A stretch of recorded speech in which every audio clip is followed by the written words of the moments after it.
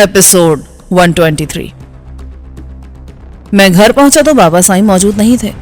अली मुराद ने बताया कि वो मेरी गैर हाजिरी की वजह से सख्त गुस्से में थे और बार बार मुझसे कह रहे थे कि तुमने कामरान को रोका क्यों नहीं, और अगर वो कहीं गया ही था तो अकेला क्यों गया, किसी को साथ लेकर क्यों नहीं गया। मैंने उन्हें बताया कि तैमूर उनके साथ है तो वो मजीद गर्म हो गए कि तैमूर अकेला क्या करेगा, जमाली ऐसा हरामजादा उसके चक्कर में है। ये जो मैंने इतने गार्ड्स रखे हैं ये किस दिन काम आएंगे। तुम बाबा साईं की फिक्र मत करो, उन्हें तो मैं मना लूंगा। हाँ ये बताओ कि जमाली का कोई टेलीफोन या बंदा तो नहीं आया था? अभी तक तो ना टेलीफोन आया है ना ही उसका कोई आदमी आया है, मगर फिर भी आप उससे होशियार रहें, वो इंतहाई कमीना आदमी है और मैं उसे कुछ कुछ समझ गया हूँ। तो मुझे अच्छी सी कॉफी पिलवाओ। उसी वक्त गेट खुलने की आवाज आई और कोई गाड़ी पोर्च में आकर रुक गई। मैं उठकर बरामदे में आया तो तैमूर गाड़ी से उतर रहा था। गाड़ी की एक हेडलाइट और अगला बम्पर बुरी तरह टूट गया था। विंड स्क्रीन भी मुतासर हुआ था और उस पर मकड़ी का जाला सा बन गया था। क्या रहा? मैंने तैमूर से पूछा। मैंने पूरी कुव्वत से उसके स्कूटर को टक्कर मारी है। मेरा तो ख्याल है कि वो मौके पर ही मर गया होगा, क्योंकि वो टक्कर लगने के बाद कई फुट हवा में उछला था और जब वो रोड पर गिरा तो दूसरी सिम से आने वाली एक कार के अगले दोनों व्हील उस पर चढ़ गए थे। टक्कर मारने के बाद जाहिर है मैं वहां रुका नहीं था, वरना उसकी मौत की तस्दीक भी कर देता। Very good. फिर मैं अली मुराद से मुखातिब हुआ। इस गाड़ी को फौरी तौर पर वर्कशॉप में भिजवा दो, कल तक इसका हुलिया बिल्कुल दुरुस्त होना चाहिए। अली मुराद ने अपने एक आदमी के जरिए तैमूर की गाड़ी फौरन वर्कशॉप भिजवा दी। मैं और तैमूर ड्राइंग रूम में जा बैठे। मुलाजिम कॉफी की ट्रे वहीं रख गया था। यार तैमूर, अफसोस तो इस बात का है कि इतनी मेहनत करने के बाद भी हम वहीं खड़े हैं। हम वहां नहीं खड़े हैं। अचानक नजीर की आवाज आई। तुम्हारी बेखनी के लिए CIA ने अब न्यूयॉर्क के एक माफिया किंग विल्सन की खिदमत हासिल की है। उनके ख्याल में तुम पीटर के बस के भी नहीं हो। पहले तो तुम ये बताओ कि अचानक तुम यहाँ कैसे आ गए? तुम्हें तो अपने ठिकाने पर कैदी का इस्तकबाल करने को मौजूद होना चाहिए था। फिर ये जाते शरीफ विल्सन कौन है? जरा उनका जोग्राफिया भी बताओ। मुझे तैमूर ने फोन पर इत्तला दी थी कि अब मेरी वहां जरूरत नहीं है। रही बात विल्सन की, तो ये न्यूयॉर्क का बहुत बड़ा गैंगस्टर है। उसे न सिर्फ अमेरिकन CIA बल्कि अमेरिका और इसराइल के बड़े बड़े यहूदी सरमाएदारों की पुष्टपनाही हासिल है। ये इन्फॉर्मेशन तुम्हें कहां से मिल गई? मैं गुज़िश्ता कई बरस से अंडरग्राउंड वर्ल्ड में सरगर्म अमल हूँ।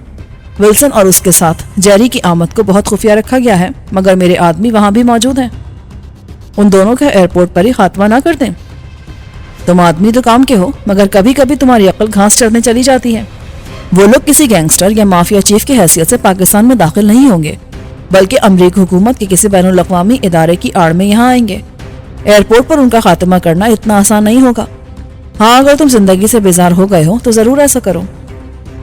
यह हो सकता है कि हम एयरपोर्ट से उनका पीछा करें और उनके ठिकाने से वाकिफ होने के बाद उनसे निमट लिया जाए। तैमूर ने तजवीज पेश की। इस खुशफहमी में रहना भी मत। नजीर तंज़ीह अंदाज से बोला। वो एक बार अमेरिकन सिफारतखाने की इमारत में दाखिल हो गए तो फिर हमें उनका साया भी दिखाई नहीं देगा। ये जरूरी नहीं है कि वो अमेरिकन सिफारतखाने ही का रुख करें। अमेरिका की कई तंजीमें और फलाही इदारे यहाँ सरगर्म अमल है। वज़ाहिर उनका मकसद इंसानियत की फलाह और बहबूद है, मगर अंदरूनी तौर पर उनमें से बेशतर हमारे मफाद के खिलाफ काम कर रहे हैं। विल्सन और जेरी ऐसे ही किसी इदारे की आड़ में यहाँ आ रहे होंगे। मुझे यकीन था कि उनकी आमद के मौके पर एयरपोर्ट की सिक्योरिटी का इंतजाम दुगना होगा। अगर तुम्हारा कोई आदमी वहां मौजूद है तो उसे भी इस सिक्योरिटी का इल्म होगा। तो फिर आपके ख्याल में क्या करना चाहिए? सब्र और सुकून से मुनासिब मौके का इंतजार।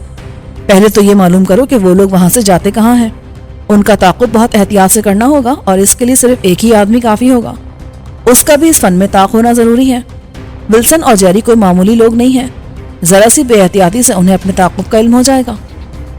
फिर मैं पुरख्याल अंदाज में बोला। तैमूर, मेरा ख्याल है कि तुम एयरपोर्ट चले जाओ। अभी फ्लाइट के लैंड करने में 25 मिनट बाकी हैं। फिर उन लोगों को बाहर निकलने में भी कम से कम 15-20 मिनट तो लग ही जाएंगे। बहुत एहतियात से उनका पीछा करना, और अगर मौका मिले तो। मैंने जानबूझकर जुमला अधूरा छोड़ दिया। वैसे इसका इम्कान ना होने के बराबर है।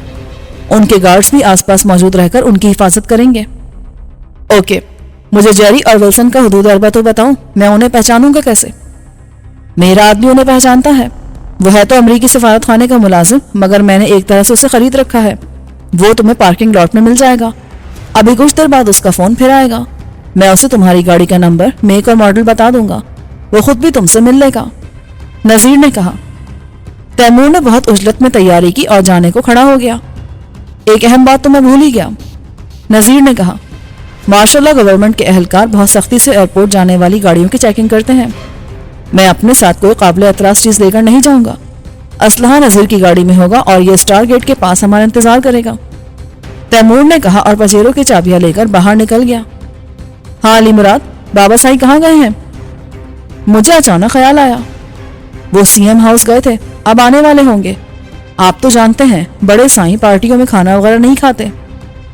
اس کا مطلب ہے کہ اب وہ آنے والے ہوں گے، میں نے خود کلامی کے انداز میں کہا۔ پھر تیمور اور نذیر سے کہا، تم لوگ فوراً نکلو، بابا سائی آ گئے تو خواہ سوالات کر کے مزید 15-20 منٹ ضائع کر دیں گے۔ اور ہاں، اگر وہاں کہیں فون میسر ہو تو مجھے صورتحال سے آگاہ رکھنا۔ میں خود بھی تمہارے ساتھ چلتا مگر مجھے پہچاننے والے وہاں بے شمار ہوں گے۔ اس وقت تک تیمور نے گاڑی سٹارٹ کر لی تھی۔ چوکیدار نے دروازہ کھولا اور وہ تیزی سے باہر نکل گیا۔ نذیر اپنی گاڑی میں ضروری سامان رکھ چکا تھا اور اب اس کا جائزہ لے رہا تھا۔ مجھے حیرت اس بات پر تھی کہ مجھے آئے ہوئے آدھے گھنٹے سے زیادہ ہو گیا تھا مگر ابھی تک شازیہ وہاں نہیں آئی تھی۔ مجھے شک گزرا کہ کہیں اس کی طبیعت خراب نہ ہو، ورنہ یہ ہو ہی نہیں سکتا کہ میری موجودگی کے باوجود وہ اپنے کمرے میں پڑی ہے۔ علی مراد، شازیہ بی بی کہاں ہے؟ وہ تو اپنی کسی سہیلی سے ملنے گئی تھی، کہہ رہی تھی کہ 1 گھنٹے میں لوٹ آؤں گی، وہ بھی بس آنے ہی والی ہوں گی۔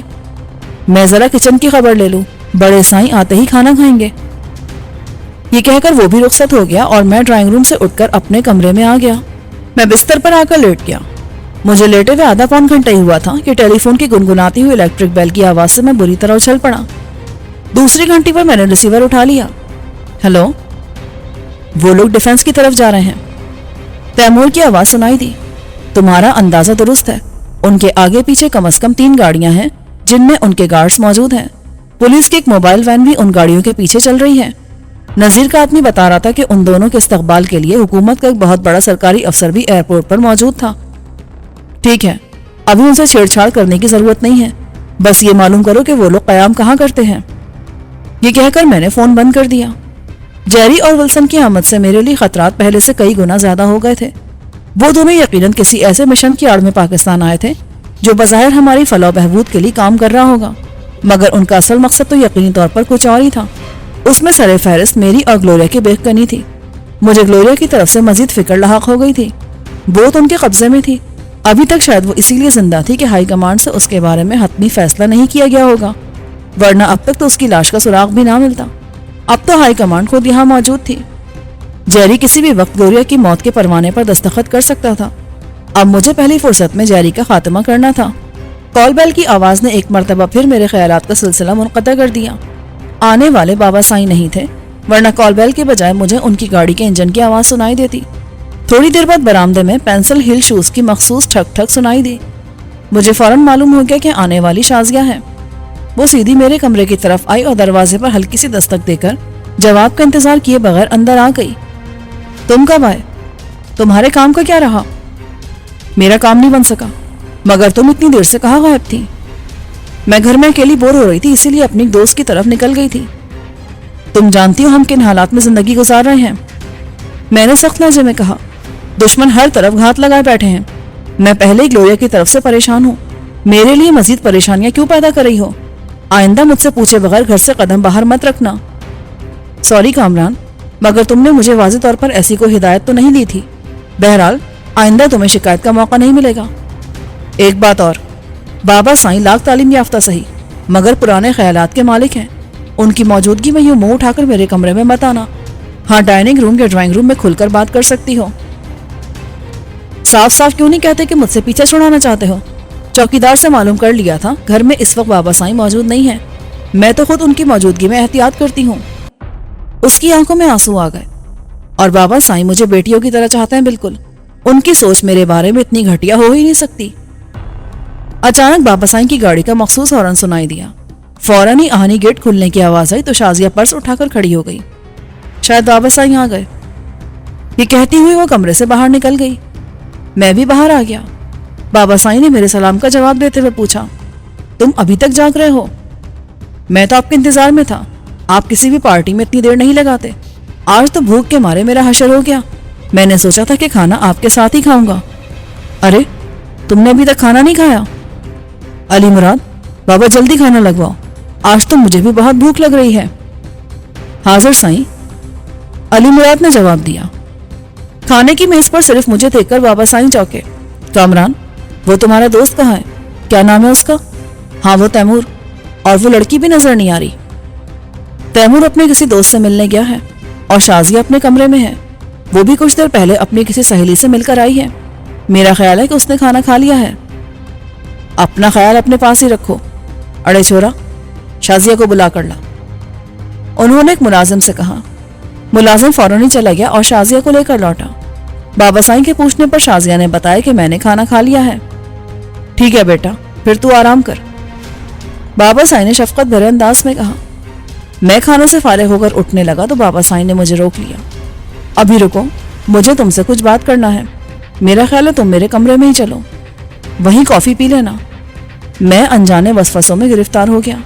ना जाने वो मुझसे क्या बात करने वाले थे। उन्होंने कभी मुझसे इतने राज़दाराना अंदाज में बात नहीं की थी। अपने कमरे में ले जाकर बात करने का मकसद ही ये था कि वहां कोई डिस्टर्बेंस ना हो। वो मुलाजिम को कमरे में कॉफी पहुंचाने की हिदायत देने के बाद उठ गए। कॉफी आने तक वो इधर उधर की बातें करते रहे। मुलाजिम कॉफी देकर गया तो वो अचानक बोले, आज गवर्नर से तुम्हारे बारे में बहुत तफसीली गुफ्तगू हुई है। मैंने उन्हें यकीन दिलाने की कोशिश की है कि कामरान पर सारे केस जाली बनाए गए हैं। मैंने उन्हें विनोद पांडे वाले केस के बारे में भी बताया और कहा कि जो शख्स अपनी जान दांव पर लगाकर मुल्क की खिदमत करने का जज्बा रखता है वो गद्दार और दहशतगर्द कैसे हो सकता है। वो फौजी आदमी है। बात उसकी समझ में आ गई, मगर उसके इर्द गिर्द जो चमचे थे उन्होंने मुझे बात करने का मौका नहीं दिया। उनमें पुलिस का एक आला अफसर भी मौजूद था जो बड़ी शिद्दत से तुम्हारी मुखालफत कर रहा था। वो बताने लगा कि कामरान के खिलाफ न सिर्फ कराची बल्कि दूसरे शहरों में भी बेशुमार FIRs दर्ज हैं। गवर्नर ने सख्त लहजे में उससे कहा, जब तक उन तमाम FIRs का रिकॉर्ड आपके पास ना हो ऐसी बात ना करें। क्या इस वक्त आप उन तमाम FIRs की कॉपी मुझे फराहम कर सकते हैं? हवा में कोई बात करने से बेहतर है कि आप खामोश रहें। फिर गवर्नर ने मुझसे कहा कि आप डिनर के बाद मुझसे मिलिएगा। अच्छा, इसीलिए आपको इतनी देर लग गई? देर तो लगना ही थी। डिनर के बाद गवर्नर से तन्हाई में आधे घंटे तक मेरी बात हुई। उन्होंने मुझसे कहा कि कामरान से कहो वो किसी वक्त फोन करके मुझसे मुलाकात का टाइम ले ले। इस वक्त हमें भी उसकी जरूरत है। मारे खुशी के मेरे हाथ पांव कांपने लगे। मेरी मेहनत रंग लाई थी और गवर्नर जैसे अहम ओहदेदार को मेरी अहमियत का अंदाजा हो गया था। मेरा दिल चाह रहा था कि मैं खुशी से नाचने लगूं। अगर एक बार हुकूमत मुझे माफ करके तमाम मुकदमात खत्म कर देती तो मैं भी एक आम और आजाद शहरी की हैसियत से जिंदगी गुजार सकता था। मैं भी हर वक्त की इस भागदौड़ से तंग आ गया था। अब मैं सुकून से रहना चाहता था। मैंने सोचा कि मैं कल ही गवर्नर साहब को फोन करके उनसे मुलाकात का टाइम तय कर लूंगा। फिर अचानक मुझे ग्लोरिया का ख्याल आया, अगर इस मौके पर मैंने गवर्नर से मिलकर अपनी जान बचा ली तो ग्लोरिया का क्या बनेगा? उसे छुड़ाने के लिए मुझे शायद ऐसे भी इक़दाम करने पड़ते जिनसे मेरी FIRs में मजीद इजाफा हो सकता था। खैर, जहाँ इतनी FIRs मौजूद हैं उनमें 2-4 के मजीद इजाफे से भला क्या फर्क पड़ेगा। मैंने फैसला कर लिया कि ग्लोरिया को कैद से रिहाई दिलाने के बाद ही गवर्नर से मुलाकात करूंगा। बाबा किस सोच में गुम हो गए? मैं सोच रहा हूँ बाबा साईं कि इस तमाम सूरत हाल में जमाली का किरदार क्या है। जमाली इंतहाई कमीना खसलत और अय्याश आदमी है। उसे तुमसे कोई भी हमदर्दी नहीं है। वो तुम्हें सिर्फ यूज करना चाहता है। अभी मुझे मालूम नहीं कि उसके मकासद क्या हैं, मगर इतना अंदाजा जरूर है कि वो किसी बड़े ही चक्कर में है, इसीलिए वो तुम पर इतना मेहरबान हो रहा है। दूसरों की तरह वो भी तुम्हें सिर्फ दहशतगर्द बल्कि किराए का कातिल समझता है। ठीक है, उससे भी निपट लेंगे। नहीं बाबा, अभी नहीं, उसे खुलकर सामने आने दो। देखते हैं वो तुमसे क्या काम लेना चाहता है। अब तुम आराम करो, रात बहुत हो गई। मैं उनके कमरे से बाहर निकला तो कॉरिडोर के सिरे पर शाजिया खड़ी थी। वो शायद मेरे इंतजार में थी। मुझे देखते ही वो मेरी तरफ लपकी। ऐसी क्या खास बात कर रहे थे बाबा साईं कि तुम्हें अपने कमरे में ले गए थे? उसने धीमी आवाज में पूछा। वो अपनी जमीनों के झगड़ों और मुकदमात की बात कर रहे थे।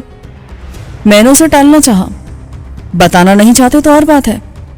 वो सर्द लहजे में बोली, इतनी अहमक बहरहाल मैं भी नहीं हूं कि तुम्हारी ये बात मान लूं। तुम कोई वकील हो या बाबा साईं के कमदार? मैं उनका बेटा हूं। कोई बाप अपने बेटे से ही जाती मामलात पर डिस्कस कर सकता है। उसने जवाब में कुछ कहना चाहा, मगर उसी वक्त मेन गेट पर कोई गाड़ी आकर रुकी। तैमूर और नजीर शायद वापस आ गए थे। तुम अपने कमरे में जाओ, ये कहकर मैं बरामदे की तरफ बढ़ गया। बाबा साईं के गार्ड ने गेट की जेली खिड़की से झांक कर देखा, फिर गाड़ी में बैठे हुए अफराद को पहचानकर बहुत आहिस्तगी से मेन गेट खोल दिया ताकि बाबा साईं डिस्टर्ब ना हो। गाड़ी बाहर ही रुक गई थी। فوراً ہی بابا سائیں کے 2 گارڈز باہر نکلے اور گاڑی کو دھکا دے کر اندر لے آئے۔ یہ بھی میری ہی ہدایت تھی کہ رات گئے واپسی کی صورت میں گاڑی کا انجن باہر ہی بند کرنا ہوگا۔ انہیں یہ صورتحال بہت کھلتی تھی۔ تیمور گاڑی سے اتر کر برآمدے کی طرف بڑھا تو میں نے اس سے کہا کہ سیدھے میرے کمرے میں چلو، کھانا وہیں کھا لینا۔ اس کے ساتھ ہی میں نے کوریڈور میں کھڑے ایک ملازم کو کھانا لانے کی ہدایت کی اور اپنے کمرے کی طرف بڑھ گیا۔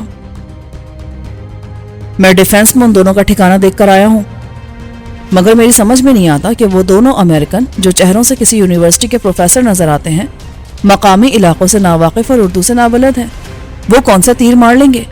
لوگوں کو پہچاننے کا تھوڑا بہت تجربہ مجھے بھی ہے۔ جب پیٹر جیسا گھاگ اور خطرناک شخص ہمارا کچھ نہیں بگاڑ سکا تو وہ بھلا کیا کر لیں گے؟ اس وقت تم کھوپڑی سے نہیں بلکہ میدے سے سوچ رہے ہو، کیونکہ تم نے حوث میں ضرورت سے کچھ زیادہ ہی کھا لیا ہے۔ کیا گلوریا جیسی معصوم صورت، حسین اور نرم و نازک لڑکی کو دیکھ کر اندازہ ہوتا ہے کہ وہ کتنی خوفناک ہے، کتنی ذہین بلکہ مکار ہے، اور بڑے سے بڑے سرماؤں کو زمین چٹا سکتی ہے؟ کیا شازیہ کو دیکھ کر کوئی کہہ سکتا ہے کہ یہ گڑیا سی لڑکی شعلہ جوالا ہے؟ اور پھر تم نے یہ کیسے فرض کر لیا کہ جیری اور ولسن میرے لیے پاکستان آئے ہیں اور پیٹر اپنی ناکامی کا اعتراف کر چکا ہے؟ تمہیں اپنے ناقابل تسخیر ہونے کی خوش فہمی ہے تو اسے اپنی کھوپڑی سے نکال دو۔ ہم لوگ اتنے اہم نہیں ہیں کہ ہمارے لیے امریکہ جیسے ملک کی ایک مافیا کا سربراہ خود پاکستان آئے گا۔ یہ کام تو یہیں کو سڑک چھاپ اور تیسرے درجے کا بدماش بھی کر سکتا ہے۔ ہم صرف اس لیے زندہ ہیں کہ ابھی ہمارا وقت پورا نہیں ہوا۔ اتنے تلخ کیوں ہو رہے ہو کامران؟ میں نے کب یہ دعویٰ کیا کہ ہم سپرمین ہیں؟ میں نے تو صرف ایک امکان ظاہر کیا تھا، وہ بھی نذیر کے آدمی کی اطلاع پر کہ جیری اور ولسن کی فہرست میں ہم بھی شامل ہیں۔ یہ ایسا ہی ہے کہ کسی ادارے کا سربراہ کسی ضروری میٹنگ میں جاتے ہوئے وقت بچانے کے لیے راستے میں پڑنے والے اپنے بینک سے کوئی چیک بھی کیش کرا لے، حالانکہ یہ اس کا کام ہے نہیں۔